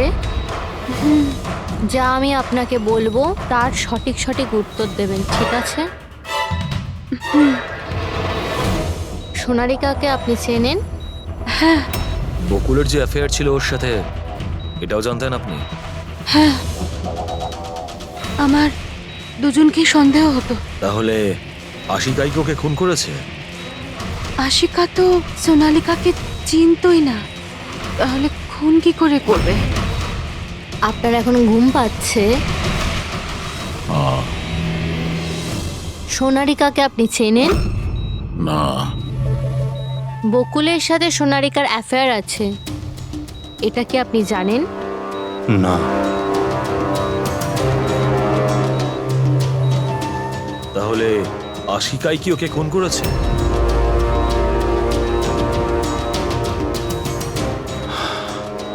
আশিকা সোনালীকে চিনত, আর এই আশিকাই বকুল আর সোনালীকে খুন করেছিল। ও নিজেই এই খুনের ষড়যন্ত্রটা রচনা করেছিল। আশিকা চালচলন কিছুদিন ধরেই খুব অদ্ভুত লাগছিল। এই কথাটা আমি বকুলকে বলেছিলাম। কি হয়েছে স্যার? কিছুই হয়নি নিতিন, শুধু এটাই বলার ছিল টুথ সিরাম অ্যাপ্লাই করলে মানুষ শুধু এটুকুই উত্তর দেয় যতটুকু তাকে প্রশ্ন করা হয়, এর থেকে বেশি কিছু বলে না। ব্যাপারটা হলো মানুষের ব্রেন নিজের মেমোরি শেয়ার করে, কিন্তু ওপিনিয়ন দেয় না, যেটা তুমি দিয়েছো। এখন সব কথাগুলো সত্যি সত্যি বলে দে, নাহলে তোকে আসল সিরামটা দিতে হবে। আসল সত্যিটা মানে আমরা যে ইনজেকশনটা দিয়েছিলাম ওটা আসল ট্রুথ সিরাম ছিল না, ওটা গ্লুকোজ ইনজেকশন ছিল। হোয়াট? তোমাকে আমরা আগেই সন্দেহ করেছিলাম, কিন্তু চেয়েছিলাম সব সত্যিটা তুমি নিজের মুখেই স্বীকার করো। নিতিন, সব কিছু তুমি খুব চতুর ভাবে দিয়েছো, কিন্তু মেয়েটার গলায় যে হলুদ রং লেগেছিল না, সেটাই তোমাকে ধরিয়ে দিয়েছে। সেই হলুদ যেটা বিয়ের সময় তোমার হাতে লেগেছিল। এই যে হলুদ রঙের পার্টিকেলস গুলো দেখতে পাচ্ছ, এইগুলো আসলে হলুদ, আর এই হলুদের সঙ্গে আটা আর তেল মেশানো হয়েছিল। আটা, তেল আর হলুদ। মুখে কোনো হলুদ নেই, শুধু এইখানে, এই গলার কাছে। কোথা থেকে আসতে পারে এই হলুদ? স্যার শিয়া বলছিল যে ওরা খান্ডালা গেছিল বিয়ের জন্য, আর ওখানে গায়ে হলুদের অনুষ্ঠানে যুক্ত হয়েছিল। বকুল 500 কোটির রাজত্ব চালাতো, সেই রাজত্ব যেটা আমি তৈরি করেছিলাম, কিন্তু আমাকেই ওই রাজত্ব থেকে বার করে দেওয়ার চেষ্টায় ছিল। ওর সঙ্গে তুমি কথা বলতে, ওকে বোঝাতে। কথা বলার অনেক চেষ্টা করেছিলাম স্যার, অনেকবার চেষ্টা করেছিলাম, কিন্তু ও শুনতো তবে না। ভাই ছিল আমারও, আমি কখনো মারতে চাইনি ওকে, কিন্তু পুরো রাজত্বটা নিজের নামে করতে চাইছিল।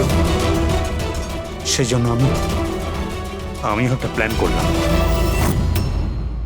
কি প্ল্যান করেছিলে? বকুল আর আশিকার প্রায় প্রতিদিনই ঝগড়াঝাটি হতো। ও আশিকাকে ছেড়ে দিতে চাইছিল। আমি সোনালীকে টাকার লোভ দেখালাম আর ওকে বললাম যে বকুলের সাথে মিথ্যে ভালোবাসার নাটক করে যাক। আর একদিন সময় হলে ওকে বিয়েও করে নিক। আসলে আমি এই সোনালীর মাধ্যমেই আমার হারানো রাজত্ব ফিরে পেতে চাইছিলাম। কিন্তু ওকে কেন মেরে দিলে? ও তো তোমার সঙ্গই দিচ্ছিল। সেটা প্রথমে স্যার, কিন্তু পরেও আমাকে ব্ল্যাকমেল করা শুরু করলো। আর সেই জন্যই তুমি মেয়েটিকে কায়দা করে বাড়িতে ডেকে নিয়েছো।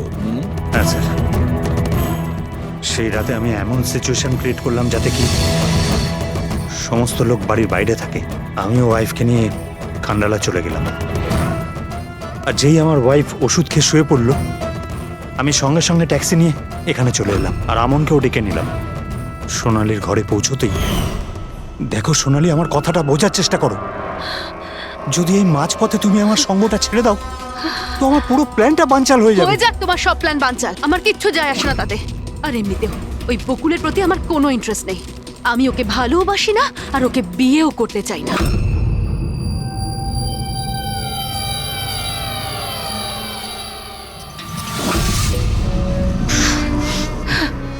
দেখো, যদি তুমি আমাকে সঙ্গ না দাও না তো খুব পস্তাবে, বলে দিলাম। হুমকি আমি দিচ্ছ তুমি আমাকে? হুমকি দিচ্ছ? হ্যাঁ, এমনটাই ভেবে নাও।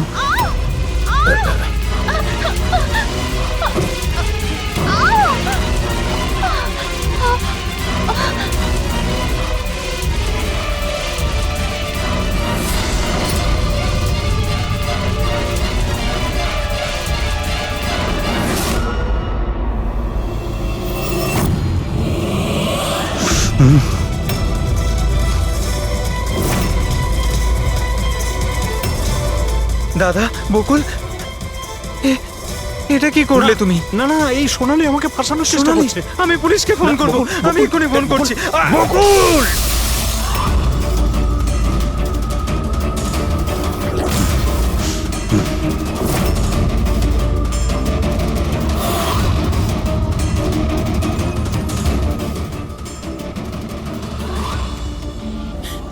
বকুল,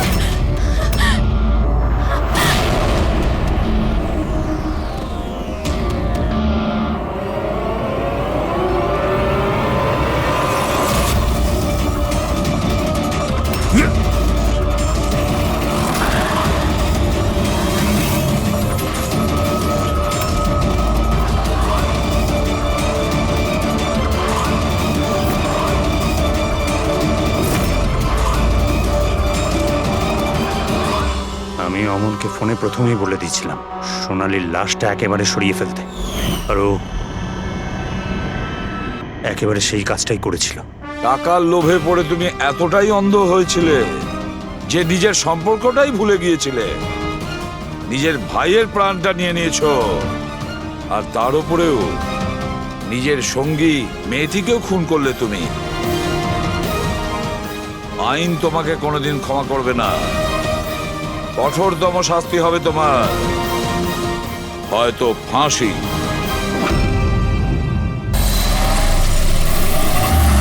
দাঁড়াও দাঁড়াও, চলো বাইরে এসো। দিন স্যার, আমি পার্ক করে দিচ্ছি। এই চল চল, বাইরে বেরো। চল বলছি তো, বাইরে বেরো। আমার গাড়ি নিয়ে আপনি কোথায় যাচ্ছেন? স্যার, আমার গাড়িটা নিয়ে যাবেন না? আরে আমার গাড়ি, আরে সেকেন্ড হ্যান্ড গাড়ি কেন নিয়ে যাচ্ছেন?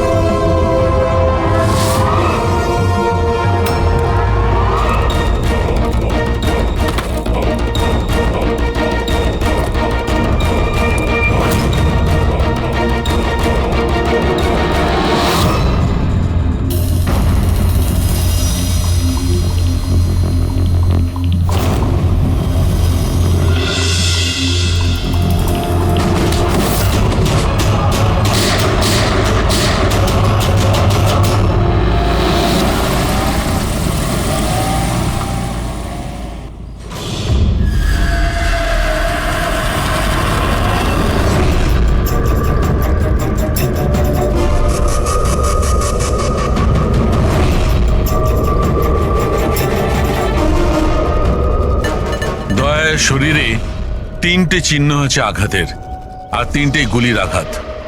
বাকি শরীরের কোথাও কোনো আঘাতের চিহ্ন নেই। গুলির দাগ?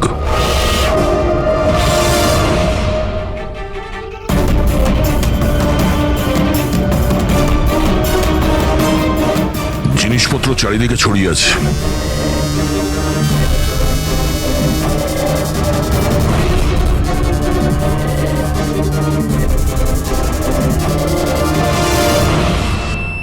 জায়গাটার পরিস্থিতি দেখে মনে হচ্ছে ওদের মধ্যে হাতাহাতি হয়েছিল খুব। চোর গাড়ি চুরি করবে বলে গ্যারেজে ঢুকেছিল, মনীশবাবু দেখে ফেলে, আটকাবার চেষ্টা করেছিল, তারপরে হাতাহাতি হয়। আর হাতাহাতির মধ্যে যেই কার চোর সুযোগ পেয়েছে অমনি মনোজবাবুকে গুলি করে দিয়েছে আর কার নিয়ে পালিয়ে গেছে। স্যার, হ্যাঁ স্যার এর বুলেটটা দেখুন, লেজার বা ওয়াটার গানের। জানতে হবে এটা কি ধরনের কার চোর যে এত হাই এন্ড গান ইউজ করে। তাও আবার সেকেন্ড হ্যান্ড গাড়ি চুরি করার জন্য। হ্যাঁ, যে এত দামি গাড়ি ছেড়ে এই সেকেন্ড হ্যান্ড গাড়ি চুরি করে পালিয়ে গেছে। লোকটা চালুকে মনে হচ্ছে এখানে হাতাহাতি তো হয়েছিল, তাহলে কিছু না কিছু প্রমাণ নিশ্চয়ই পাওয়া যাবে যার থেকে ওই কার চোর সম্পর্কে জানা যাবে। তুমি ঠিক বলেছো দয়া। আমি একটা কাজ করি, আমি এই পুরো জায়গাটা ভালো করে চেক করি। দেখুন, যা হয়েছে সেটা তো পাল্টানো যাবে না, কিন্তু আপনার সাহায্য ছাড়া ওকে ধরা যাবে না। সাহস রাখুন। ওই গাড়িতে কিছু দামি জিনিস ছিল? না, কোনো দামি জিনিস টিনিস কিছুই ছিল না। ওই গাড়িটা তো মনোজ 2 দিন আগে কিনে এনেছিল। কোথা থেকে কিনেছিল এই গাড়ি? ভিকার বাজার থেকে। আর ও একবারই চালিয়েছিল ওই গাড়িটা। পঙ্কজ, ট্রাফিক পুলিশ আর কন্ট্রোল রুমকে ফোন করো। এই গাড়িটা যেখানেই দেখতে পাক সঙ্গে সঙ্গে যেন আমাদের ইনফর্ম করে, ঠিক আছে? আর পূরবী, আমাদের রেকর্ড দেখে জানো যে এই ধরনের মর্ডার্স অপারেন্ডি করার মতো কার চোর কে আছে। আর হ্যাঁ, এখানে যত লোকাল কার চোর আছে সবার ব্যাপারে জানো।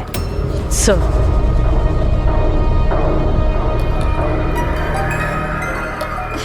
ম্যাম, যখন এই সব ঘটনা ঘটেছিল তখন আপনি কোথায় ছিলেন? আমি মার্কেটে গিয়েছিলাম, আর ও আজই অফিস থেকে তাড়াতাড়ি চলে এসেছিল। বললো ওর শরীর খারাপ। আর যখন আপনি ফিরে এলেন তখন বাড়িতে আপনার কিছু অদ্ভুত মনে হয়েছিল? না, তেমন কিছুই নয়। স্যার, ক্রাইম ব্রাঞ্চ থেকে জানতে পেরেছি যে এই গাড়িটা ছাড়া আরো 3টে গাড়ি চুরি হয়েছে। স্যার, একটা তো বিনয়ের গাড়ি, যেটা ভুয়ো ট্রাফিক গার্ড মিথ্যে ড্রিঙ্ক অ্যান্ড ড্রাইভ কেস বানিয়ে নিয়ে গেছে, কিন্তু বিনয় ড্রিঙ্কই করেনি। আর স্যার, দ্বিতীয় গাড়ি একটা রেস্টুরেন্টের বাইরে থেকে চুরি হয়েছে। আকাশ নামের একজন ব্যক্তি রেস্টুরেন্টে গেছিল, ওখানে গাড়ি পার্কিং এর জন্য একটা নকল রেস্টুরেন্টের স্টাফকে চাবি দিয়েছিল, আর সে ওর গাড়ি নিয়ে পালিয়ে গেছে। রেস্টুরেন্টের লোকেরা বলছে ওখানে ভ্যালিড পার্কিং নেই। আর স্যার, তৃতীয় গাড়ি রাস্তায় স্ত্রীর জন্য অপেক্ষা করছিল। ওনার বক্তব্য একজন লোক এলো আর ওনাকে বন্দুক দেখিয়ে ওনার গাড়ি নিয়ে চলে গেল। আর এই গাড়িগুলো সব সেকেন্ড হ্যান্ড ছিল। অদ্ভুত স্যার, সেকেন্ড হ্যান্ড গাড়ির পিছনেই পড়ে গেছে। আরেকটা কথা স্যার, এই সব গাড়ি কিন্তু ভি কার ডিলারের থেকে কেনা হয়েছিল। অদ্ভুত ব্যাপার, যতগুলো গাড়ি চুরি হয়েছে ভি কার থেকে কেনা হয়েছে। আচ্ছা, কি এমন ছিল ওই সেকেন্ড হ্যান্ড কারে যেটা পাওয়ার জন্য কেউ কারোর খুনও করতে পারে? ভি কার ডিলারের সঙ্গে কথা বলতে হবে। কিছুদিন আগে আপনার এখান থেকে যে গাড়িগুলো বিক্রি করা হয়েছিল, যেগুলো এরা কিনেছিল, ওগুলো চুরি হয়ে গেছে। ওর মধ্যে কোনো বিশেষ ব্যাপার ছিল কি? স্পেশাল তো ছিল না স্যার, সব নর্মাল ছিল, কিন্তু জানি না কেউ কেন চুরি করলো। এটা কোনো কোইন্সিডেন্স তো নয়, চুরির পিছনে কোনো না কোনো উদ্দেশ্য তো আছে। কারণ তো ম্যাডাম আপনারাই খোঁজ করতে পারেন, আমি তো কিছুই বুঝতে পারছি না। এই গাড়িগুলো তোমার কাছে আসে কোথা থেকে? স্যার, আমি এই বিজনেসে নতুন, তাই আমার খুব বেশি কিছু জানা নেই। অদ্ভুত ব্যাপার, এটা তোমার বিজনেস আর তুমিই জানো না কার কোথা থেকে আসে? এগুলো চুরির গাড়ি ছিল কি? না না স্যার, এ কি বলছেন স্যার? আমার বাবার খুব নাম আছে এই শহরে, আর পুরনো গাড়িকে নতুন করে বেচবার ওনার খুব নাম আছে। তাহলে এই বিজনেসটা হলো গিয়ে তোমার ড্যাডি? হ্যাঁ স্যার। কোথায় তোমার বাবা? কিছুদিন আগে হার্ট অ্যাটাকে ওনার মৃত্যু হয়েছে, আর সেই জন্য আমাকে আমার চাকরি ছেড়ে এখানে আসতে হয়েছে। ও সরি। আর এমনি স্যার, আমি এই বিজনেসটা ছেড়ে দেওয়ার প্ল্যান করছি, কারণ আমার খুব বেশি কিছু জানা নেই, আমি চালাবো কি করে। তোমার বাবা ছাড়া আর কেউ জানে না যে এই কারগুলো কোথা থেকে আসে? হ্যাঁ স্যার। স্টাফদের মধ্যে কেউ না কেউ তো আছে যে এই বিজনেসের ব্যাপারে জানে। হ্যাঁ, রাজু আছে, কিন্তু ওরও খুব বেশি কিছু জানা নেই। পুরনো গাড়ি কোথা থেকে আসে সেটা শুধু বাবাই জানতো। আর বাবার মৃত্যুর পর 5টা গাড়ি পড়েছিল, যেটা আমি অকশন করে দিয়েছি। তার জন্যই তো এত ঝামেলা। এক মিনিট, তুমি এক্ষুনি বললে যে 5টা গাড়ি অকশন করেছিলে। হ্যাঁ স্যার। 4টে গাড়ি চুরি হয়ে গেছে, বাকি আছে একটা। স্যার, চোর ওই 5 নম্বর গাড়িটাও চুরি করবে। অবশ্যই হতে পারে। তোমার ওই রেজিস্টার যার মধ্যে সমস্ত ডিটেলস রাখো, একটু ওটা দেখাও আমাদের। এই 4 জন ছাড়া এই 5 নম্বর কে যে গাড়ি কিনেছিল ওর অ্যাড্রেস চাই আমাদের। অমিত বাবু, আপনি জানলে অবাক হবেন যে আপনার গাড়ি চোরেদের টার্গেটে আছে। আমি ঠিক বুঝলাম না স্যার। মানে আপনার গাড়ি চোরেদের টার্গেটে আছে। যদি চুরি না হয়ে থাকে তাহলে হয়ে যাবে। আপনি প্লিজ অ্যালার্ট থাকুন। আপনারা এরকম কেন কথা বলছেন? আমার কার চুরির কথা আপনারা কি করে জানলেন? অমিত বাবু, আপনি 2 দিন আগে ভি কার ডিলারের কাছ থেকে একটা সেকেন্ড হ্যান্ড গাড়ি কিনেছিলেন। আপনার সঙ্গে আর সমস্ত যে গাড়িগুলো ওরা বেচেছিল ওগুলো সব চুরি হয়ে গেছে। শুধু আপনার গাড়ি চুরি হয়নি, আর চোর সেটা চুরি করতে চায়। অফিসার, আমি কোনো সেকেন্ড হ্যান্ড গাড়ি কিনিই নি, তাহলে চোর কি চুরি করবে? কি? কিন্তু ডিলারদের কাছে যে বায়ার্স লিস্ট ছিল তার মধ্যে তো আপনার নাম আছে। এই দেখুন, আপনার আইডি প্রুফ আর এই অ্যাড্রেস জমা আছে ওদের কাছে। স্যার, এই আইডি আর অ্যাড্রেস তো আমারই, কিন্তু স্যার আমি কোনো কার্ড কিনিনি। কাউকে অথরাইজ করেছিলে কেনার জন্য? না ম্যাডাম। আপনার আইডি প্রুফ আর লাইসেন্স চোরেদের কাছে কি করে গেল? জানি না স্যার। আপনার আইডি প্রুফ কোথাও রেখেছিলেন বা কাউকে দিয়েছিলেন? না স্যার, কাউকে দিইওনি আমি। হ্যাঁ, আমি ল্যামিনেশন করতে গেছিলাম কিছু ডকুমেন্টস, তো কিছুক্ষণের জন্য ডকুমেন্টস আমি দোকানে ফেলে চলে গেছিলাম। তো দোকানদার আমাকে ফোন করেন যে আমার ডকুমেন্টসগুলো পড়ে আছে, যেন আমি নিয়ে নিই। স্যার, হতে পারে ওখান থেকে কেউ এই ডকুমেন্টস চুরি করেছে। হতে পারে, কিন্তু আপনাদের মতো বুদ্ধিমান লোক এরকম ভুল কি করে করেন? যদি ফেসে যেতেন না তাহলে বাঁচা মুশকিল হয়ে যেত। সরি স্যার, এবার থেকে খেয়াল রাখবো। ফেক আইডি দিয়ে গাড়ি কিনে আর বাকি গাড়িগুলোকে চুরি করে ও কি করতে চাইছে? স্যার, ও যেই হোক ওখানে গাড়ি নিতে নিশ্চয়ই এসেছিল। আর ওই সময় রাকেশ ছাড়া ওখানে যারাই ছিল তারা নিশ্চয়ই ওকে দেখেছিল। হ্যাঁ, দেখেছে তো নিশ্চয়ই। চলো ওখানে গিয়ে জানার চেষ্টা করি। 5টা সেকেন্ড হ্যান্ড গাড়ি, 4টে চুরি হয়েছে, বাকি রয়েছে একটা। সেটাও কেউ কিনেছে কিন্তু জানা যাচ্ছে না। বড়ই অদ্ভুত ব্যাপার না? স্যার, এই 5 নম্বর গাড়ি কেনার জন্য আইডি প্রুফ, অ্যাড্রেস প্রুফ সমস্ত কিছু নকল ব্যবহার করা হয়েছিল। স্যার, ফেক আইডেন্টিটি দিয়ে গাড়ি কেনার কি কারণ হতে পারে? কারণ তো অনেক কিছুই হতে পারে পুরবি, কিন্তু আমাদের এর আসল কারণটা খুঁজে বের করতে হবে। আর সেই জন্য ভি কার বাজারের সমস্ত ইতিহাস ঘাঁটতে হবে।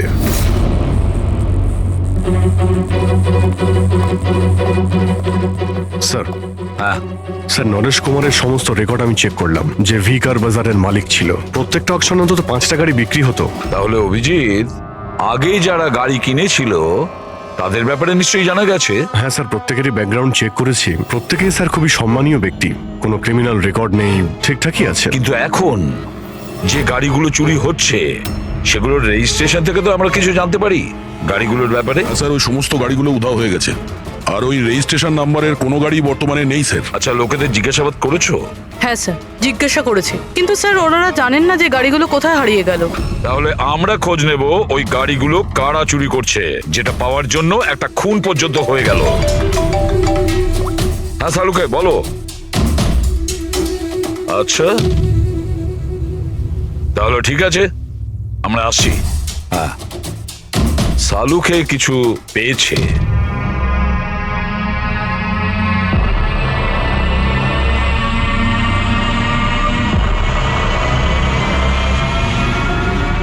হ্যাঁ সালুকে বলো। বস, ক্রাইম স্পটে আমি এই পাতাটা পেয়েছি, যেটা একটা বাওবা ট্রি এর। বাওবা ট্রি? ওখানে আশেপাশে তো কোনো বাওবাব গাছ ছিল না। পাতাটা বাইরে থেকে এসেছে। স্যার, হতে পারে এই পাতা খুনির জামায় লেগেছিল। হতে পারে। স্যার, এই পাতার সাথে সাথে আরো একটা প্রমাণ পাওয়া গেছে। এই পোকাটা, এটাকে রাইনো বিটল বলে, আর এটা শুধু জঙ্গলে পাওয়া যায়। জঙ্গলের গাছের ব্রাঞ্চেস, স্টেমস আর ঘাসের স্তূপের মধ্যে পাওয়া যায়। এটাও হয়তো বাইরে থেকেই এসেছিল, হয়তো খুনির জুতো বা ড্রেসের মধ্যে লেগে।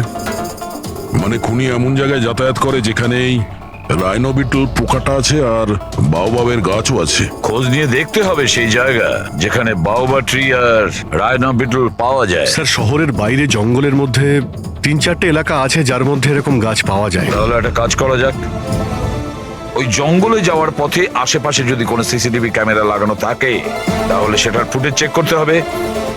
হতে পারে ওই খুনি চুরি করা ওই গাড়িগুলোকে নিয়ে জঙ্গলের দিকে যাচ্ছিল যেখানে বাওবা ট্রি আছে আর রাইনো বিটল পাওয়া যায়।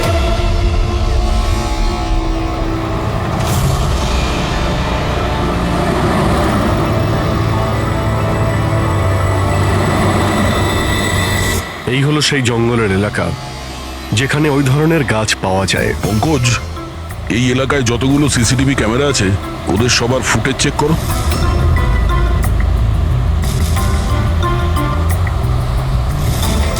আরটিও সেন্টার, আমি ইন্সপেক্টর পঙ্কজ বলছি। আমি ট্রাফিক ক্যামসের ফুটেজ চেক করতে চাই। আমার পাসপোর্ট প্রয়োজন। হ্যাঁ,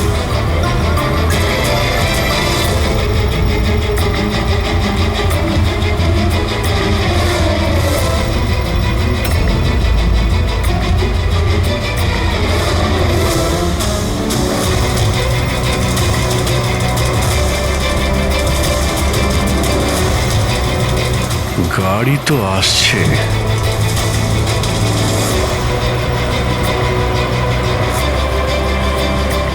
স্যার রাস্তা তো এখানেই শেষ হচ্ছে, মনে হচ্ছে গাড়িগুলো এখানেই আছে।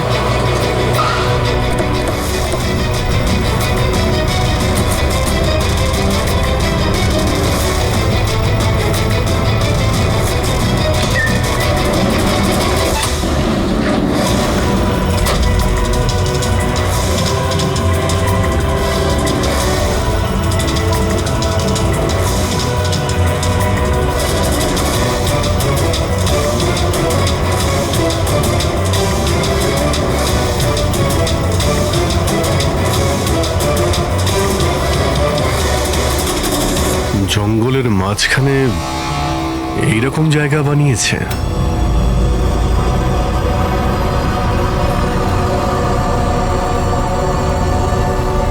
এখানে কোনো গাড়িও দেখতে পাচ্ছি না।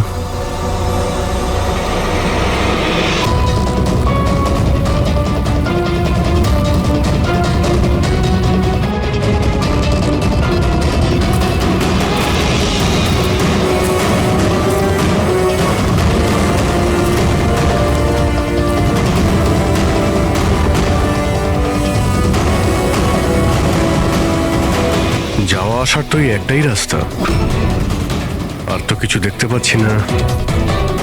কিছুই বুঝতে পারছি না। স্যার গাড়ি কেন? টায়ারের চিহ্নও পাইনি। নেই স্যার। তাহলে গাড়িগুলো গেল কোথায়? উধাও হয়ে গেল নাকি? আরে তো ডেড এরিয়া, আগে যাওয়ার রাস্তাও নেই। গাড়ি যদি এখান থেকে ফেরত যেত তাহলে ফুটেজে পাওয়া যেত। এই 5টা গাড়ি শিওর তো এখানেই এসেছিল, এবার এখান থেকে কোথায় গেল সেটাই বুঝতে পারছি না। আচ্ছা, এই গাড়িগুলো মাটিতে ঢুকে গেছে না আকাশে উড়ে গেছে? স্যার যে গাড়িগুলো চুরি হয়েছিল তার মধ্যে বিনয় আর এই আকাশ, ওরাই এই স্কেচটা বানিয়েছে। এ কোনো পুরনো পাপি নয় তো? না স্যার, রেকর্ড চেক করেছি, তার মধ্যে তো নেই। এ নতুন খেলোয়াড় মনে হচ্ছে। আচ্ছা, গাড়িগুলোর সঙ্গে স্যার এও নিখোঁজ। হ্যাঁ, এই দেখুন, ভি কার ডিলার্স এর রেকর্ড আর অরিজিনালের মধ্যে পার্থক্য আছে। এর মধ্যে সবকিছু লেখা আছে স্যার, কতগুলো গাড়ি কিনেছে, কোথা থেকে কিনেছে, কতগুলো গাড়ি বেচেছে আর কাকে কাকে। অনেক জায়গা থেকে এরা কার আর বাইক কিনেছিল, তারপরে বিক্রি করে দিয়েছে। মনে হচ্ছে এটা ওই চুরি হওয়া গাড়িগুলোর লিস্ট। হ্যাঁ স্যার, ওই লিস্টই এগুলো। আর এই লিস্টের হিসেবে 5টা নয় 6টা গাড়ি আছে। কিন্তু স্যার রাকেশ তো আমাদের 5টা গাড়ির ব্যাপারে বলেছিল। আর বাবার মৃত্যুর পর 5টা গাড়ি পড়েছিল যেটা আমি অকশন করে দিয়েছি। তার মানে রাকেশ আমাদের মিথ্যে বলেছে। মিথ্যে বলেছে রাকেশ। জিজ্ঞেস করতে হবে রাকেশ 6 নম্বর গাড়িটা কি করলো আর কেন মিথ্যে বলেছে আমাদের।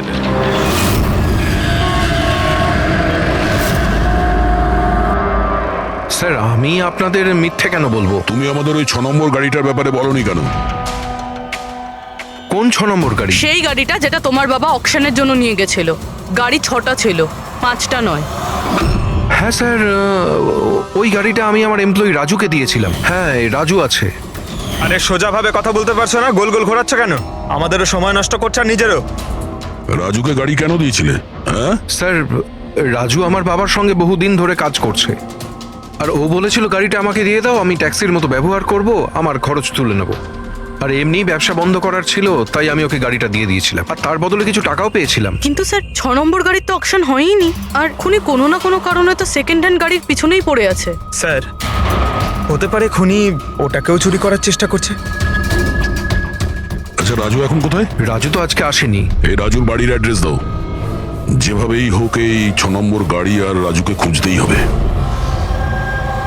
স্যার, এই রাজু বাড়িতে নেই। ওর ফোন ট্রেস করো, দেখো ওর কারেন্ট লোকেশন কোথায় দেখাচ্ছে। Right sir. স্যার, এই গাড়িগুলো চুরি হওয়ার পিছনে ওনারের ছেলে রাকেশের হাত নেই তো? কারণ অকশনের ব্যাপারে ওই জানতো, আর কোন গাড়িটা কার কাছে যাবে এটার ব্যাপারেও ডিটেলস ওই জানতো। না পূর্বী, এই সবার পেছনে রাকেশের হাত তো হতে পারে না। যদি ওর হাত থাকতো তাহলে ও কার বিক্রি করতো কেন? যদিও কার চুরি করাবে তাহলে অকশন কেন করলো? স্যার, লোকেশন পেয়ে গেছি ওর, হাইওয়ে নাম্বার 45। Highway number 45। এই রাজুই বলবে গাড়ি চুরির পিছনে কার হাত রয়েছে।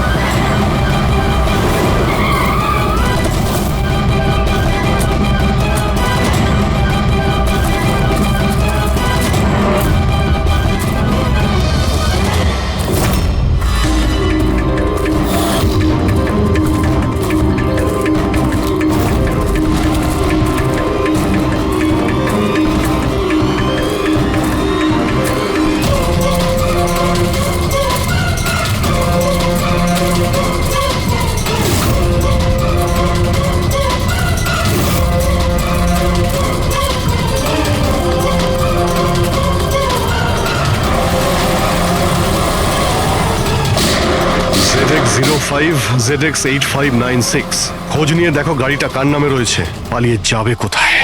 এই গাড়িটা সিআইডি গ্যারেজে নিয়ে যাই, জানা তো যাক ওর মধ্যে কি আছে যার জন্য রাজুর উপর হামলা হয়েছে। ঠিক আছে। স্যার, এই গাড়িকে নিয়ে গেল। রাজু বাবু, আপনি ঠিক আছেন তো? আপনার গাড়ি কোথায় গেল? ও নিয়ে গেছে। কে নিয়ে গেল? আমি জানি না। ও কে ছিল, এলো, আমি আটকালাম, কিন্তু ও জোর করে গাড়ি নিয়ে এদিকে চলে গেল। যে কোনো ভাবেই হোক ওই গাড়িটাকে খুঁজতেই হবে। যদি এদিকেই যায় তাহলে খুব একটা দূরে যেতে পারেনি, তাড়া করে ধরে নেবো ওকে। ঠিক আছে, লোকাল পুলিশকে ইনফর্ম করে দাও, চেকপোস্টগুলোকে অ্যালার্ট করো, ওরা যেন পালিয়ে যেতে না পারে।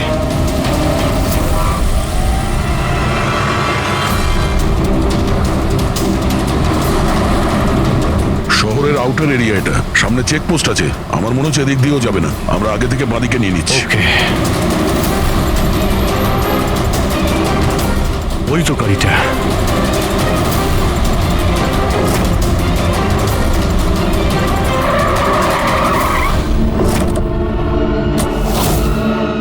বাইরে আয়, বাইরে আয়। এক্সকিউজ মি, হ্যালো, আমার নাম শেখর, নার্কোটিক ডিভিশন। আর এই গাড়ি চুরি করে নিয়ে যাচ্ছিলাম না আমি, এই গাড়িতে কোকেন লোকানো আছে তাই নিয়ে যাচ্ছিলাম আমি।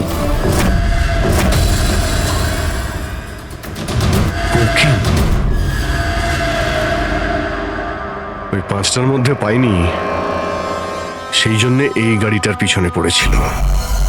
তুমি এত শিওর হয়ে কি করে বলছো যে এই গাড়ির মধ্যে কোকেন আছে? হ্যাঁ, এই দেখুন, বিখ্যাত ড্রাগলার টনি, আমরা কয়েক বছর ধরে একে ফলো করছি। ভি কার ডিলারের মালিক নরেশ, মানে রাকেশের বাবা, আর টনি, দুজনের একসাথে কারবার।